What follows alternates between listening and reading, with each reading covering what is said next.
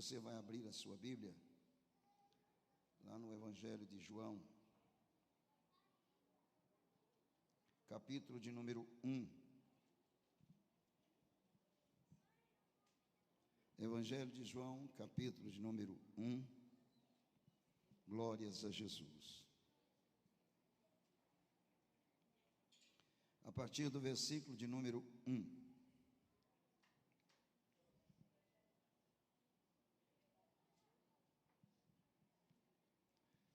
Com toda a paciência que eu peço aos irmãos em Deus,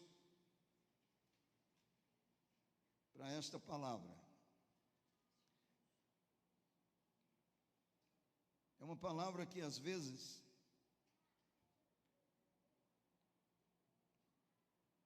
pode ser que você não ouça ela por aí. Mas Deus é tão bom e misericordioso.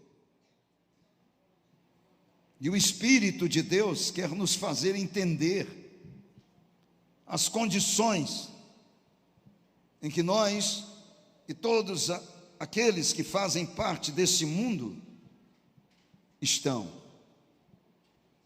Se a palavra de Deus couber a sua vida, significa o Espírito de Deus está clamando por mudanças. E se você der ouvido, obviamente haverá mudanças na sua vida.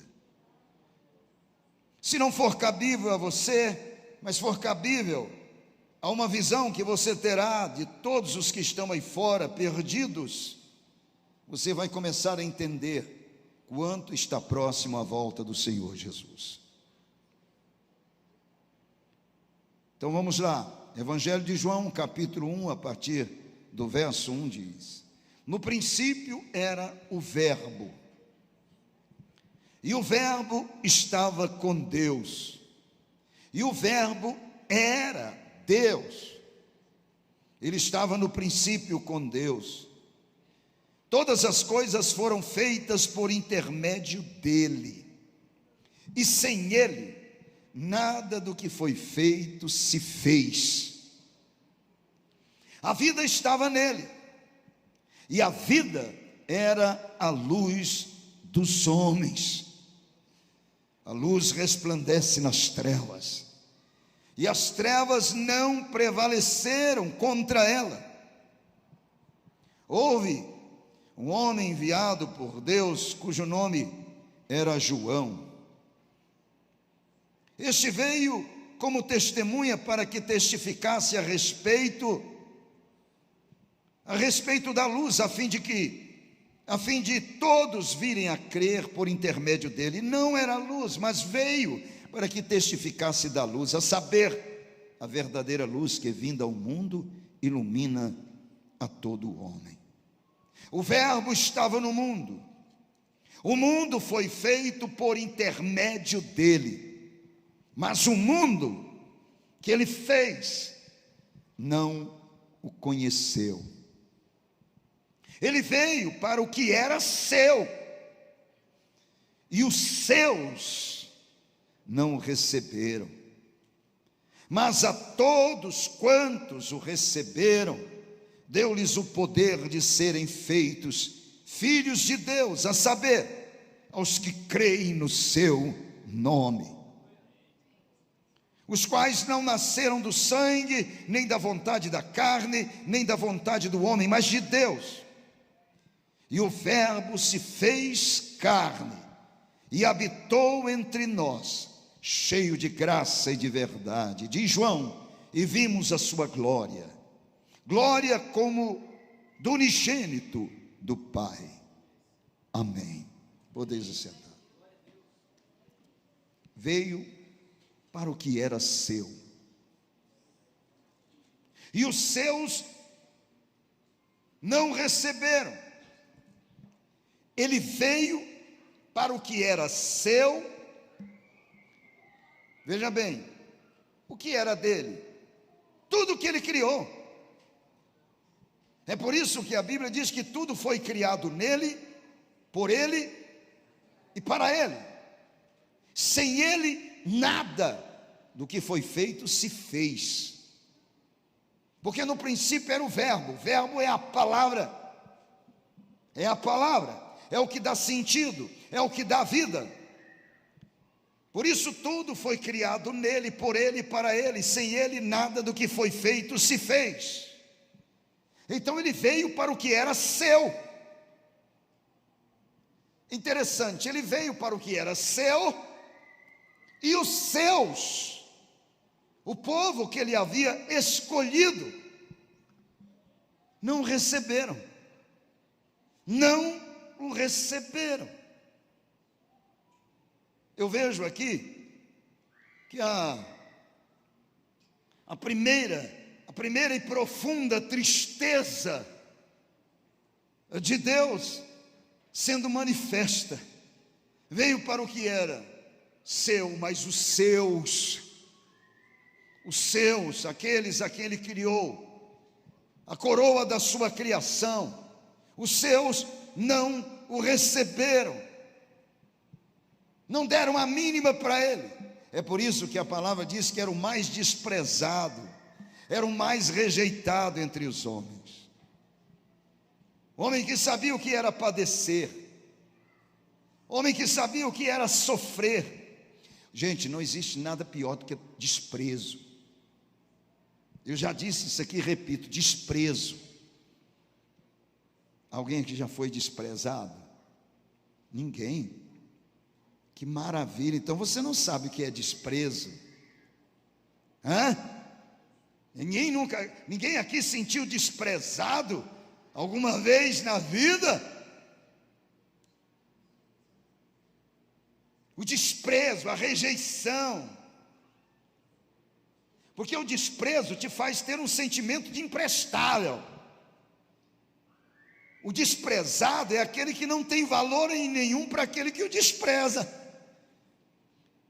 Quer dizer, o valor é tão insignificante que não vale a pena dar atenção. Então, despreza. Ele era o mais desprezado. Isaías disse que não havia beleza nele. Eu não sei como que pintam esse Cristo aí de olhos azuis, né? Cabelos longos, assim, maquiado e tal, né? É o Cristo dos pintores, da liberdade de expressão nas artes. Mas Isaías diz que ele não tinha beleza, não tinha formosura, não tinha nada, era feio, marcado pelo sofrimento.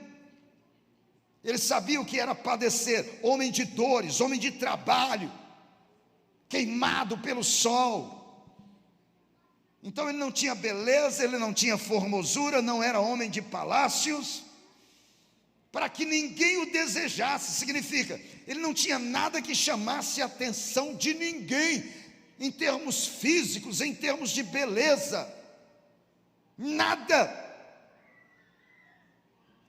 Isaías até o compara como o quê? Como raiz de uma terra, uma terra seca. Você já viu raiz de terra seca?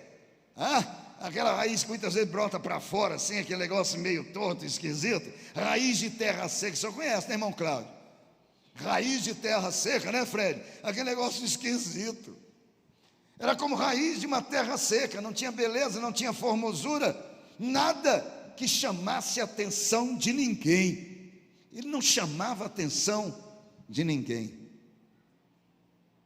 Mas ele é o Criador e o sustentador de todas as coisas. E ele veio para o que é seu, para aquilo que ele criou. E chegou os seus, a quem ele também criou para ser assim, para a glória do seu nome, para o louvor da sua glória. Esses, por exemplo, não receberam, não quiseram ele, o rejeitaram. Mas o Senhor fez cair sobre ele as iniquidades de nós todos, as iniquidades de nós todos, e pelas suas pisaduras nós fomos sarados. Pelas suas pisaduras, ele foi moído pelas nossas iniquidades, e o castigo que nos traz hoje a paz, o castigo veio sobre ele. Mas tudo bem, pastor, e aí?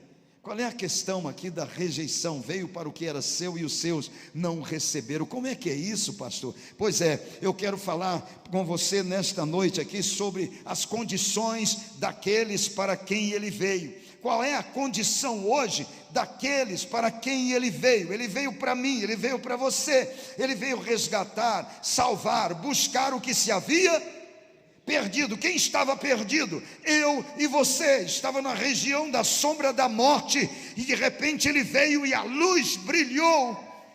Ele veio buscar, veio resgatar o que se havia perdido, porque fomos destituídos da sua glória. Meu irmão, sabe o que é você destinado ao inferno?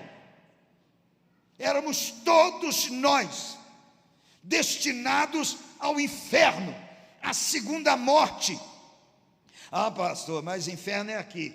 Eu vou repetir, para quem ainda não ouviu: se o inferno fosse aqui, muita gente gostaria de ficar no inferno, porque ama esse mundo aqui.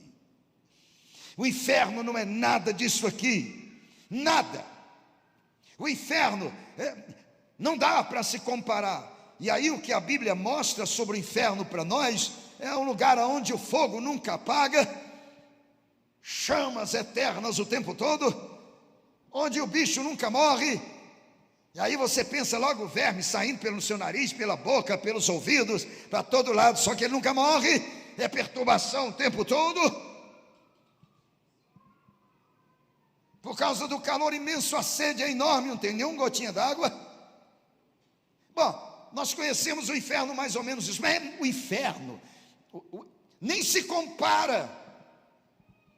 Não se compara. Jesus disse que o inferno era como aquele lixão em Jerusalém que queimava o tempo todo. Imagina, queimava o tempo todo. O inferno é dessa maneira. O fogo não apaga. Aí você diz, mas a gente dá um jeito lá.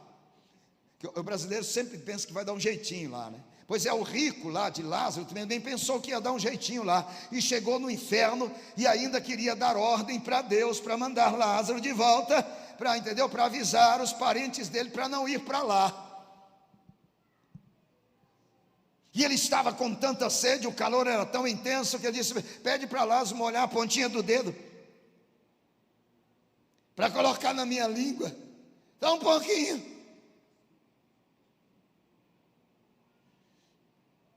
Mas a tortura do inferno não é só isso, porque lá é morte eterna, significa destituído da glória, da presença de Deus para todos sempre. Destituído, amém, o que? Misericórdia, tem que dizer misericórdia.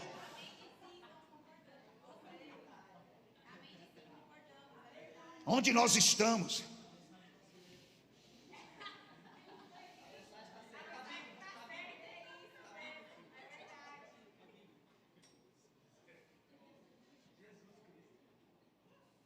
Aterriza, gente.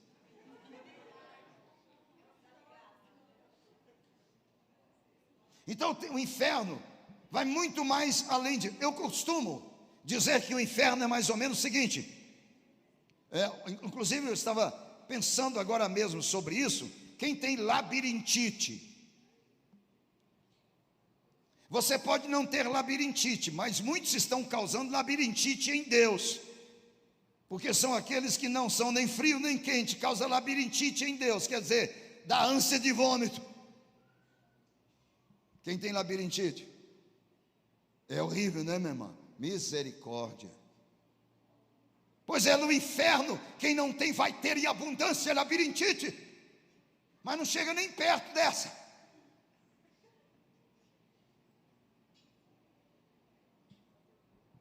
Quem tem enxaqueca? Essa aqui que você tem, não chega nem perto da enxaqueca que terás no inferno, se para lá fores.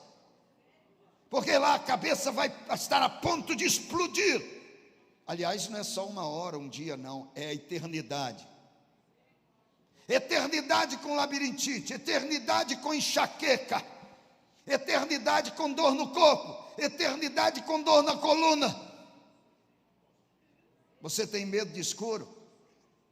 Pois lá o seu medo vai chegar ao apogeu, porque lá é trevas e trevas.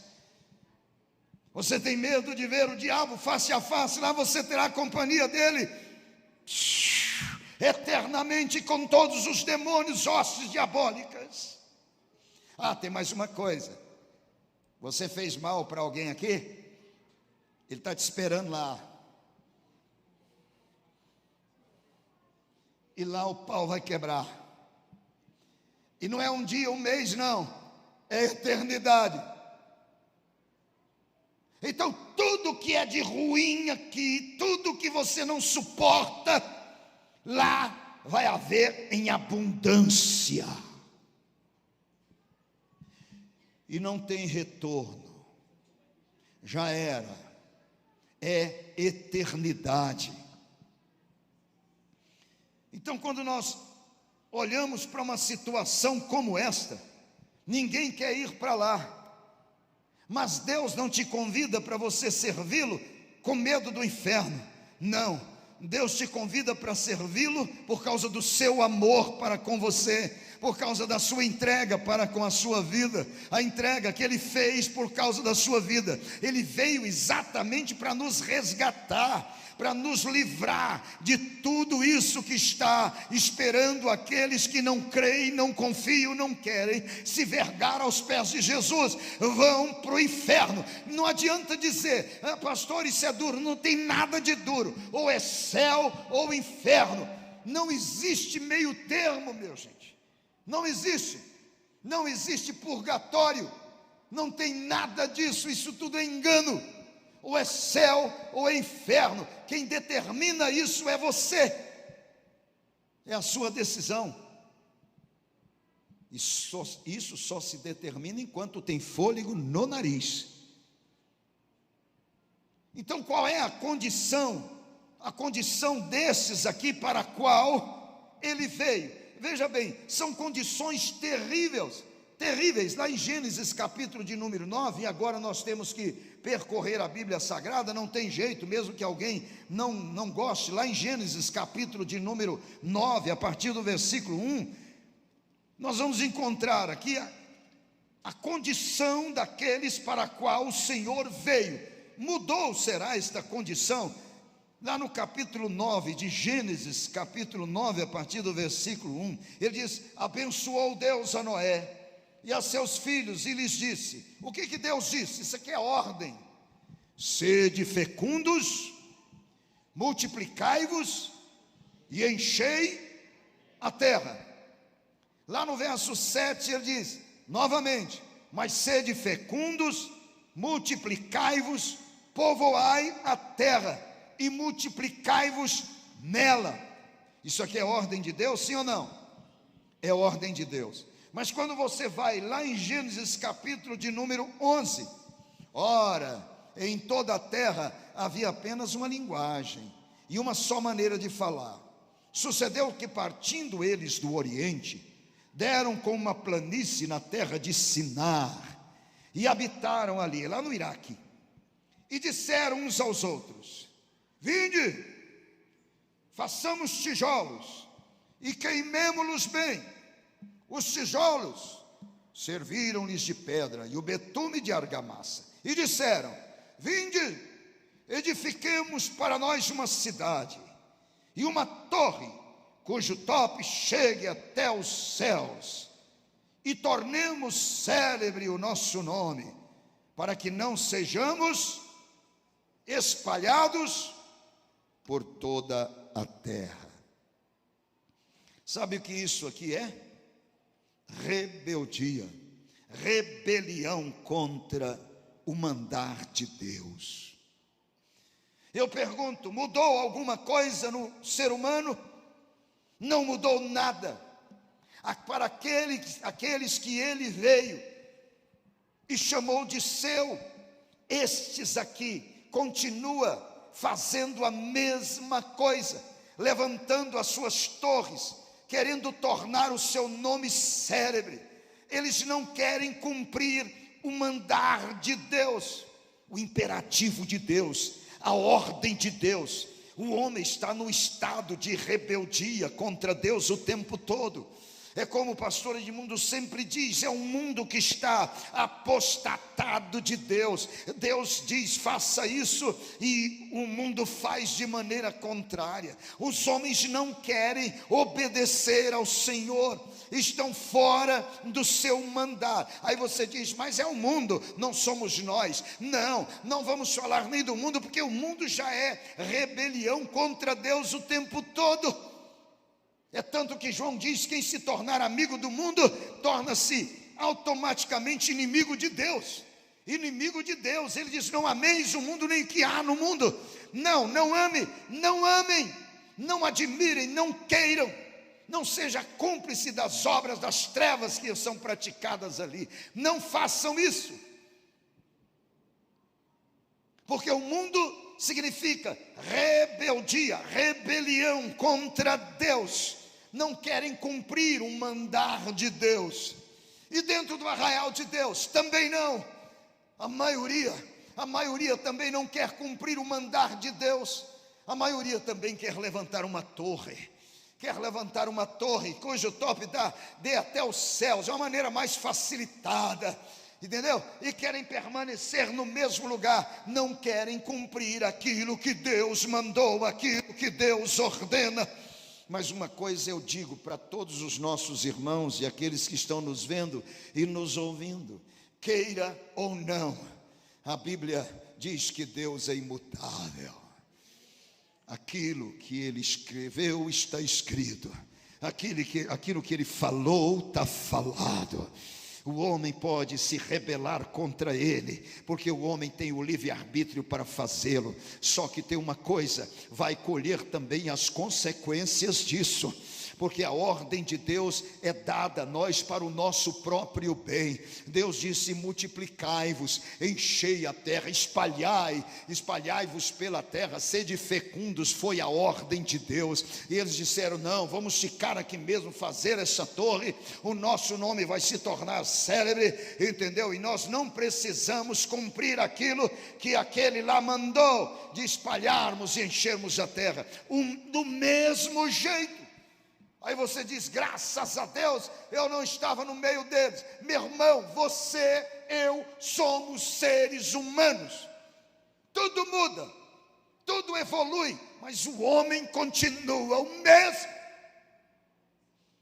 As coisas evoluem, mas o indivíduo é o mesmo.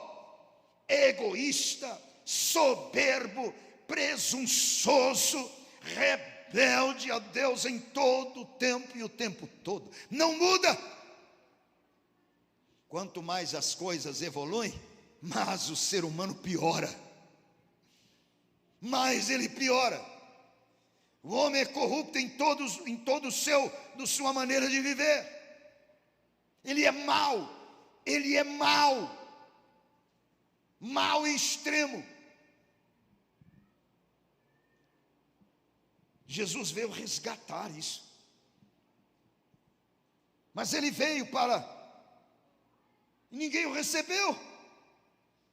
Mas quem o recebeu, ele deu o poder de serem feitos novamente filhos. Agora é filho de Deus. Não é mais criatura, é filho. Sabe o que é filho? É herdeiro de Deus.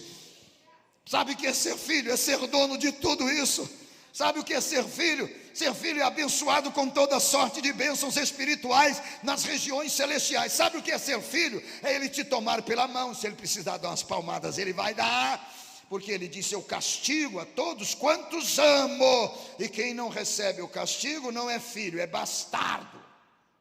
Mas você é filho, ele está te educando, ele está me ensinando, ele está me movendo, ele me toma pela mão. De vez em quando ele me dá uns tapas, porque Deus é poder para ele é pai.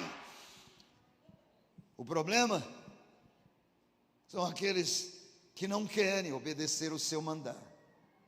Pecado é rebeldia contra o mandar de Deus. Você sabia disso? Pecado é se rebelar contra aquilo que Deus está ordenando que eu e você seja. Isso é rebeldia, isto é pecado, isso é rebelião, isso é levantar torre, isto é ir contrário a tudo que Deus manda. Meu irmão, Deus mandou, está mandado, Deus falou, está falado, está cravado, e não adianta argumentação humana. Pois é, aqueles para qual o Senhor veio, continuam rejeitando, continuam desprezando. Outra coisa, condições daqueles para quem ele veio. Se você quer saber mais, quer saber? Sim ou não? Então tá, já que querem, vamos lá. Abra sua Bíblia, por gentileza, lá em Samuel, no livro de Samuel, capítulo de número 8. 1 Samuel, capítulo de número... Aqui é bom porque a pessoa grita do lado do coisa. É primeiro? É primeiro. 1 Samuel, capítulo de número 8.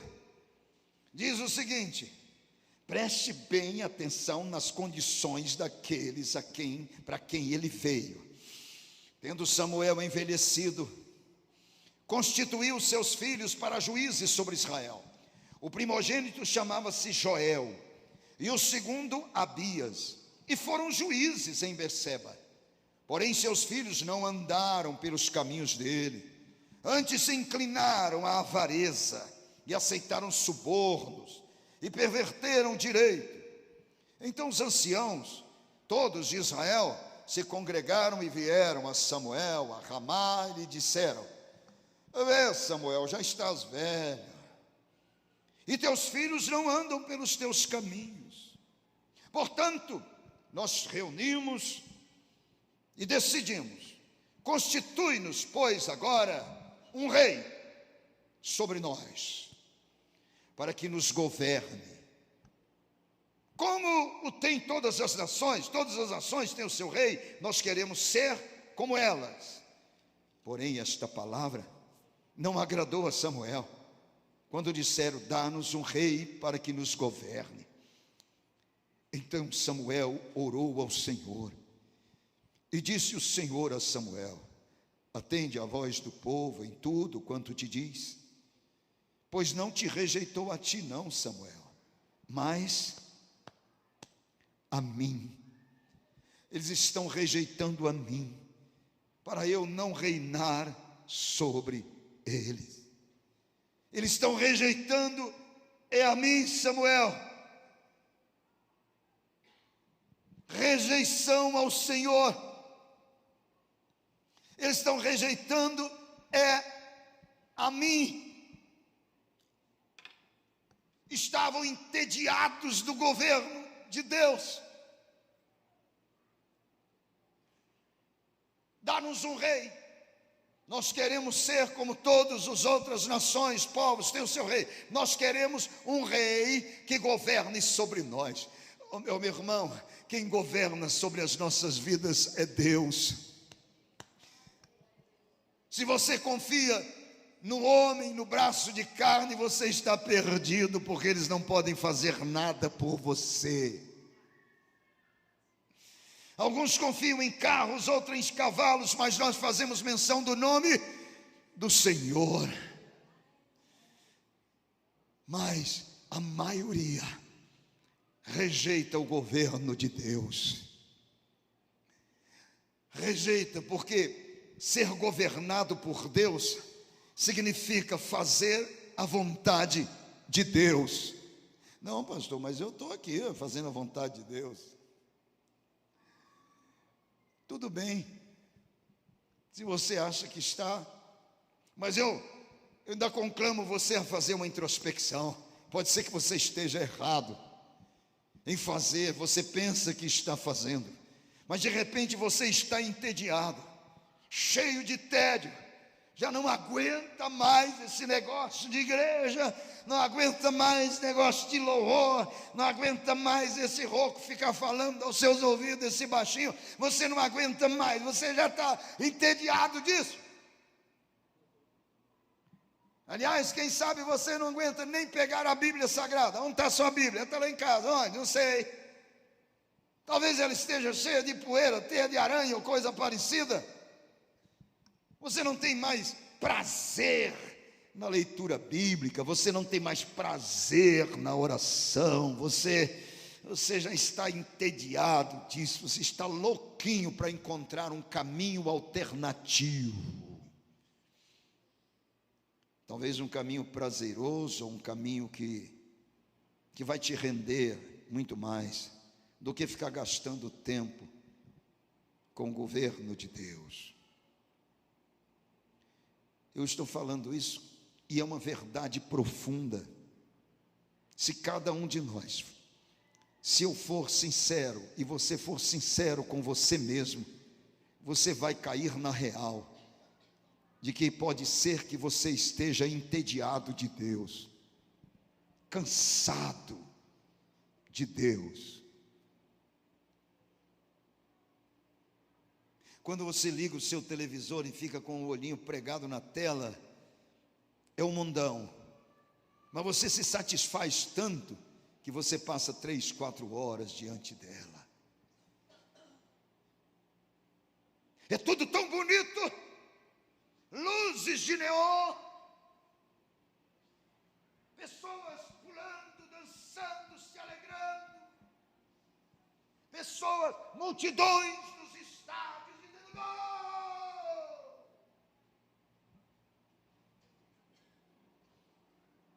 E aí vem cosméticos, as propagandas, os cosméticos da roupa maravilhosa, o novo lançamento que vai te fazer ficar jovem, uns 30 anos a menos. Quando você encontrar, não me mostra não. 30 anos a menos. Isso aqui vai impedir o seu envelhecimento.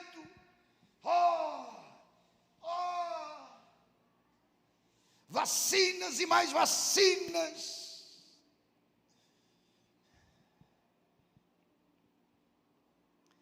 Está tudo na telinha, né?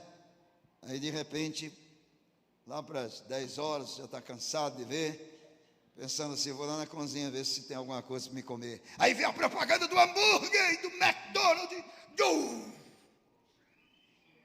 E é de tal maneira que dá aquela mordida. Hein, Zé Neto? Zé Neto dá vontade de morrer quando vê aquilo. Aquele hambúrguer enorme assim, chega, o queijo está derretendo ali.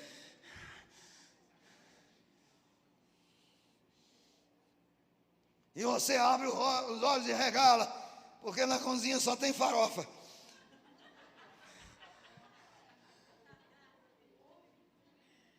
Ou se não, ovo.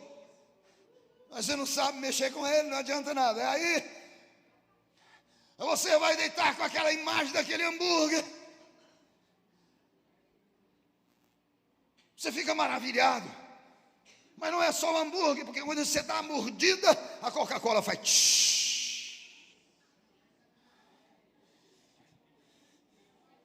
Está repreendido.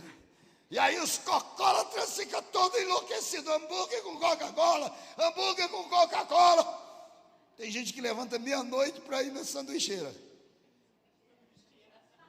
Onde é que vem desse negócio? Sanduicheria. Vai na sanduicheria para ver a sanduicheira, que ficou melhor assim. Não. É Deus. Meu estômago está vendo o hambúrguer, mas eu quero ver a face de Deus. Quer nada, quer o hambúrguer. Estou entediado de Deus. Entediado de Deus. Que hora vai terminar isso aqui, pastor? Está demorando demais. Essa palavra. Eu doidinho para ir embora. Vai fazer nada em casa, mas quer ir embora. Não sei para quê. Entendeu? Então o tédio, não querem mais o governo de Deus não querem ser mais regido por Deus.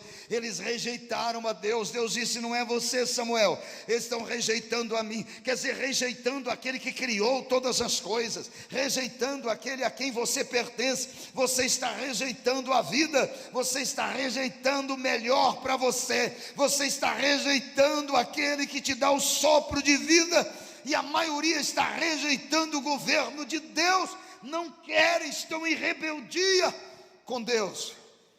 Mas não é só isso. Se você voltar aqui em Números, e eu convido você para fazê-lo, eu vou terminar já, pode ficar tranquilo, mas eu preciso de falar sobre isso. Se você vier aqui em Números capítulo 21 de Números, no verso 4 a 9 diz: então partiram do monte Hor, pelo caminho do Mar Vermelho, a rodear a terra de Edom. Porém o povo se tornou impaciente no caminho. O povo falou contra Deus e contra Moisés: por que nos fizeste subir do Egito, para que morramos neste deserto, onde não há pão nem água? E a nossa alma, olha que coisa, gente, isso aqui deve ter batido no coração de Deus assim. E a nossa alma tem fastio deste pão vil. Nós estamos enfastiados do seu pão. Enfastiados. Quer dizer, não aguentamos mais o seu pão. Aqui em Números capítulo 11, verso 4 a 6 diz: e o populacho que estava no meio deles veio a ter grande desejo das comidas dos egípcios, pelo que os filhos de Israel tornaram a chorar, e também disseram: quem nos dará carne a comer? Quem nos dará? Lembramos-nos dos peixes que no Egito comíamos de graça, dos pepinos, mentira, dos melões, dos alhos, alhos silvestres, das cebolas, enfim, era o populacho que estava fazendo a cabeça de todos os demais. Agora, porém, seca-se a nossa alma, e nenhuma coisa vemos, senão este maná, este pão que veio do céu. Estamos enfastiados, não aguentamos mais, estamos com fastio deste pão. Meu irmão, sabe qual é o pão? Sabe o que é o maná? É a palavra de Deus. O maná é o alimento de Deus. O povo estava com fastio deste pão, enjoados, não aguentava mais. Como é que está o alimento de Deus para você? Está enjoado dele? Está enfastiado deste pão?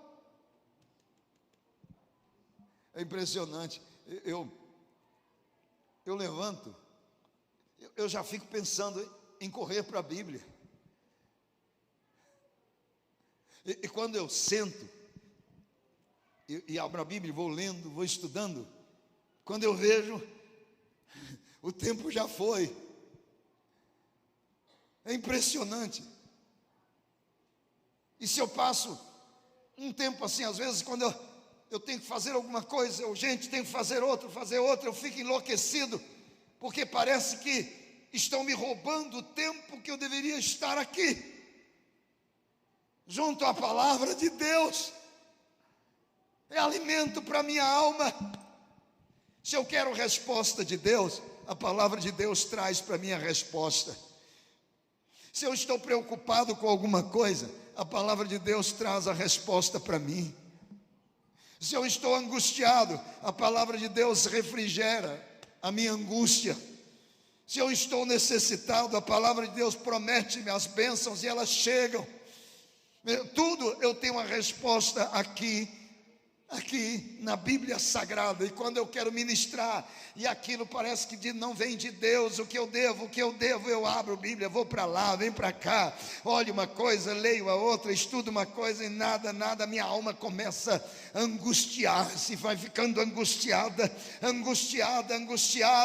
e aí eu começo a orar a Deus, Senhor, eu sou apenas instrumento, Senhor, o que o Senhor quer, fala, e quando Deus dá aquele estalo, eu corro, já pego uma canetinha, um papelzinho, já começo a anotar tudo, porque eu sei que veio do céu para a minha vida.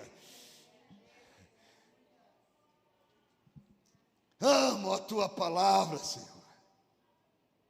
Foi bom eu ter sido afligido, porque eu aprendi os teus decretos, a tua palavra. A tua palavra é mais doce que o mel e o destilar dos favos, meu Senhor. A tua palavra é conhecimento e sabedoria. A tua palavra é refrigério para minha alma. A tua palavra é o meu pão diário. É a tua palavra. Aí você está enfastiado do pão. Você não aguenta mais esse pão, esse maná que vem do céu. Pois é, essas são as condições daqueles para quem ele veio. Estão no estado de rebeldia, estão entediados do seu governo, estão enfastiados do seu pão. Outra coisa, o que há é muxoxo e desprezo. Sabe o que é muxoxo? Alguém prega e faz.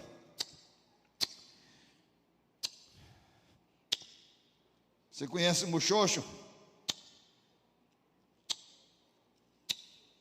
Ninguém ouve, mas o muxoxo está sendo dado. De novo. Isso de novo. Já não aguento mais. Lê lá, em Malaquias capítulo 1, por gentileza, do versículo 6 em diante. O filho honra o pai, e o servo ao seu senhor. Se eu sou pai, diz Deus, onde está a minha honra? E se eu sou Senhor, onde está o respeito para comigo, diz o Senhor dos exércitos, a vós outros sacerdotes, aqueles a quem Jesus com seu sangue resgatou, estão desprezando o meu nome. E vós dizeis, em que desprezamos o teu nome? Tá? Ficou louco? Agora Deus. E diz, ofereceis sobre o meu altar pão imundo, coisa impura, e ainda perguntais em que te havemos profanado. Nisto que pensais. O que vocês estão pensando? A mesa do Senhor é desprezível, não vale a pena chegar na mesa do Senhor. A mesa do Senhor é desprezível. Eu não tenho prazer em vós, diz o Senhor, nem aceitarei da vossa mão oferta, porque vocês fazem e dizem que a minha mesa é desprezível. A mesa do Senhor é imunda, e o que nela se oferece, isso é a sua comida, é desprezível. E vocês ainda dizem, que canseira, e dais muxoxo, e me desprezais. Oferecem a mim o que não tem valor, o que vos sobeja, e ainda é o pior, não são as primícias. Desprezais a minha mesa, ainda dão muxoxos. A mesa do Senhor é onde há o alimento, mas ela está desprezada por aqueles para quem ele veio. Muxoxo, desprezo, estão enfadados. Meu Deus do céu, você já leu isso aqui em Miqueias? Quem já leu isso lá em Miqueias? Alguém quer ler para mim? Miqueias, se você não encontrar, eu vou encontrar. Miqueias, capítulo de número 6. É bom até você cravar isso. Olha que coisa horripilante. Miqueias, capítulo 6, diz o seguinte: ouvi agora o que diz o Senhor. Levanta-te, defende a tua causa perante os montes, e os ouçam os outeiros a tua voz. Ouvi, montes, a controvérsia do Senhor, e vós, duráveis fundamentos da terra, porque o Senhor tem controvérsia contra o seu povo, e com Israel entrará em juízo. Povo meu, ele faz a pergunta: povo meu, que te tenho feito? O que eu fiz?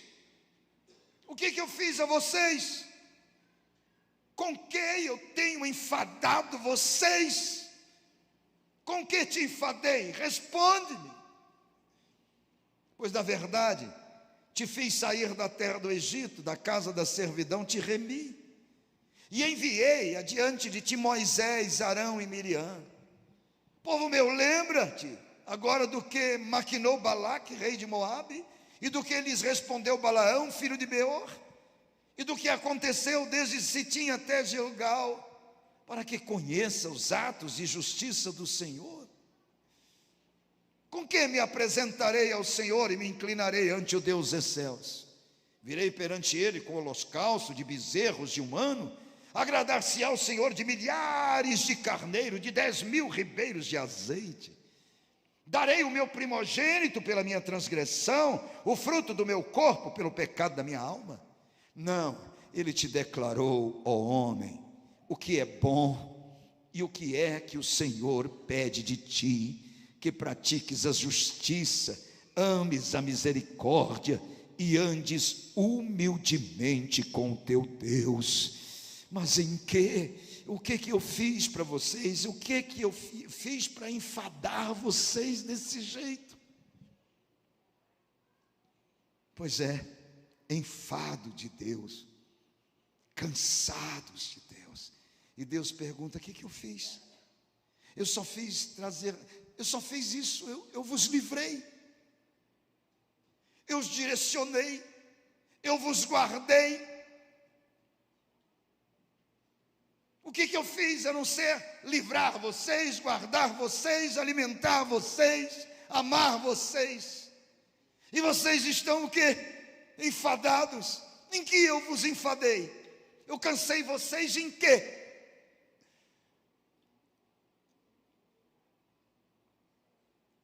Pois é, aqueles para quem ele veio se tornaram amantes dos prazeres, amigos do mundo, fascinados pelas riquezas e sufocados. Temos que fazer uma reflexão. Será que alguma destas coisas encaixa na minha vida? Será que eu estou sendo rebelde? Estou num estado de rebelião contra Deus? Será que eu estou entediado do mandar de Deus, do governo de Deus sobre a minha vida? Será que eu estou enfastiado dessa palavra, desse pão, não aguento mais? Será que eu fico dando muxoxo quando eu tenho que vir para a casa do Senhor? Será que eu fico dando muxoxo, desprezando o altar do Senhor, onde eu me alimento? Será que esse enfado tem me cansado tanto? Será? Pense sobre isso, meu querido. Ele veio para o que era seu, mas os seus não o receberam. Se alguma dessas coisas encaixa na sua vida, repare isso aí o mais rápido possível. Comece a ter prazer no Senhor. Comece a ter prazer na sua palavra. Comece a dar ouvidos à voz de Deus. E deixe Ele te tomar pela mão e te ajudar. Sozinho o caminho só nos leva à destruição. Mas em Deus é eternidade gloriosa. Amém? Faça isso enquanto você pode, enquanto há respiração no seu nariz.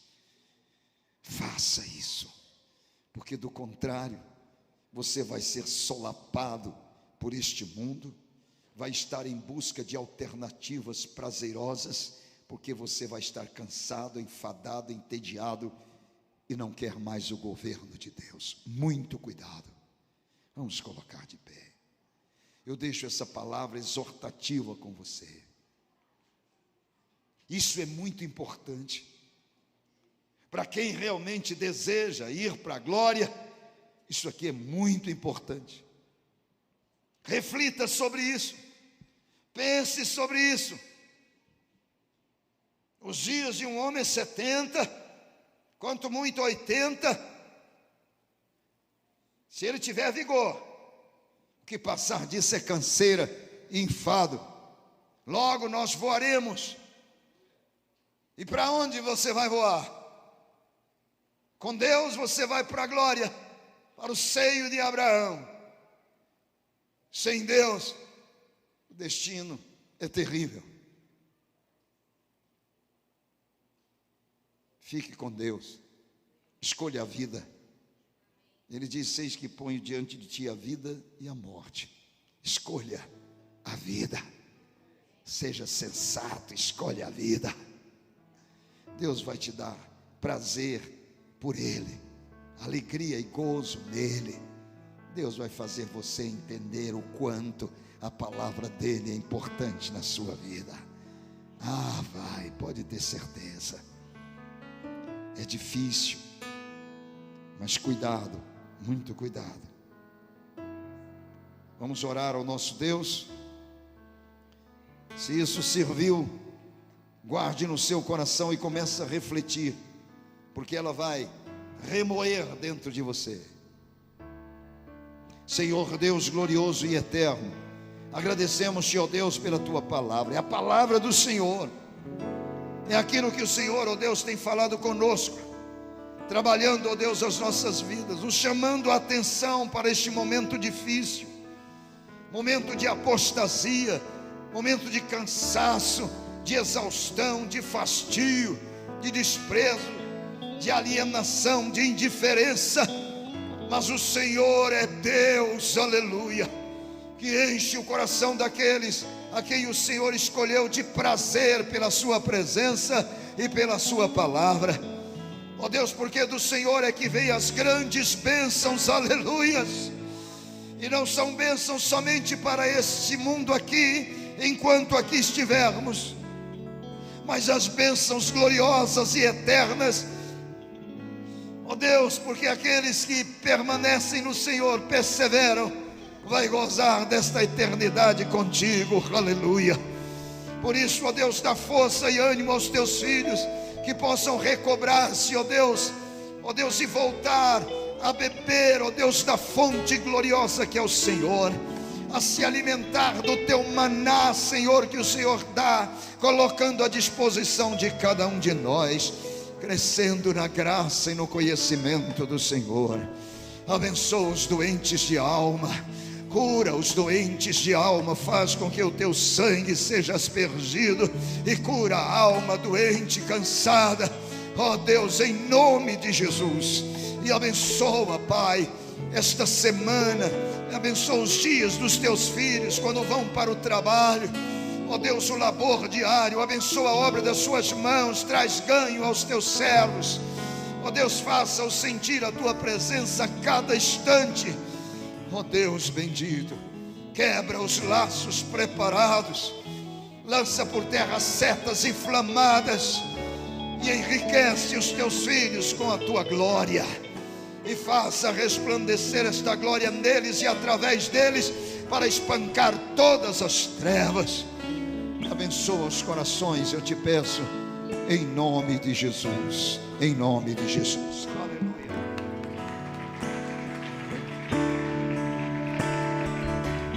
Tua palavra é o que me fortalece, quando a noite, quando o dia amanhece, eu posso ter no teu amor, faça chuva, faça sol, ao teu lado eu não me sinto só.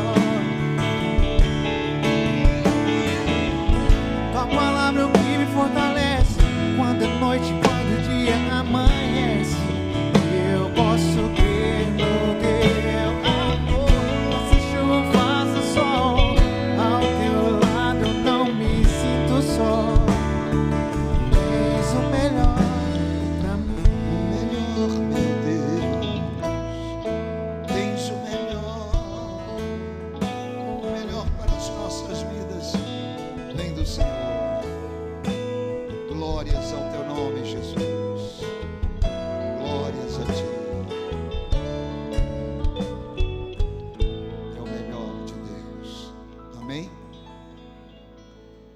Deus abençoe você. Que essa semana seja abençoada na sua vida. Que o seu coração seja inundado pela palavra de Deus.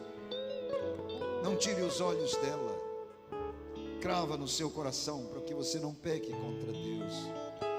E você verá que a sua semana será de vitórias, vitórias e vitórias. Porque Deus vai te acudir.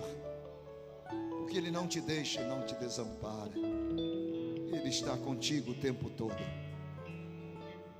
Leve os teus filhos na tua paz. Leve-os, ó Deus, na tua segurança. Alimente-os, ó Deus, com o Senhor, o maná dos céus, o pão vivo. Abençoa, Senhor, todos os dias, o levantar, o sair, o retornar. Abençoados sejam em nome de Jesus. Abençoados tudo que vier à sua mão. E onde colocares as plantas, os pés, é herança do Senhor para a sua vida.